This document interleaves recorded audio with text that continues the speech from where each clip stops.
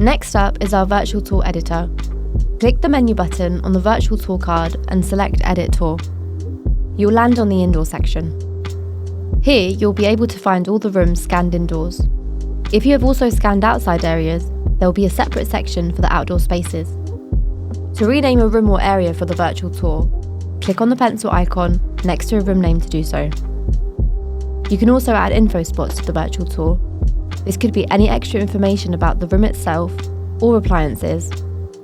Inside information hotspots, you can add links by selecting the text that you would like to add a link to and clicking the link button.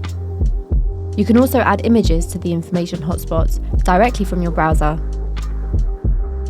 Now, let's look at the other editing options. Click on the settings icon in the sidebar. Here, you can change the language of the room names and other information in the virtual tour. You can change the starting point of the tour as well. To change the tour starting view, find the space or room in the virtual tour that you'd like your customers to see first. Align it to the preferred spot and set view. Once you save and exit the editor, your changes will take effect immediately. Here, you can also customize your tour. You can add an accent colour to match your branding and select between our light and dark themes. You can choose to display or hide the minimap and the room area in the minimap itself. You are also able to add a welcome screen. It's always nice to have a welcome message before a client sets off to explore the property. It's a great opportunity to maintain your brand recognition by adding your logo to the tour welcome screen. Another branding element is watermarks. You can add these to your tour. Choose their opacity, scale, count, and position. These are great for securitizing your captures and maintaining brand awareness.